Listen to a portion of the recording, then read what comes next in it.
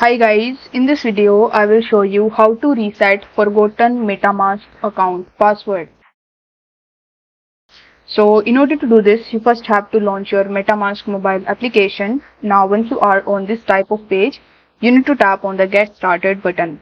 Now over here as you want to reset your forgotten MetaMask account password, you need to select the first option that says import using secret recovery phrase.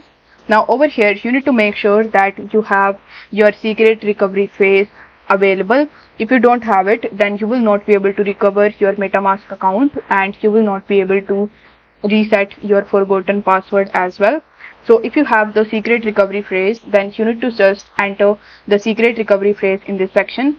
Then it will ask you to create a new password. So over here you need to first enter the password in 8 characters.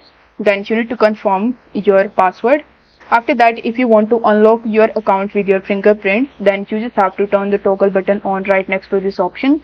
Then you simply need to tap on the import button. Once you do this, you will be able to launch your MetaMask wallet, and now on the home page you have successfully created a new MetaMask account password as well. Basically, you have reset your MetaMask password. So I hope the video was helpful, and if it was, then don't forget to like the video and subscribe to the channel. Thank you so much for watching.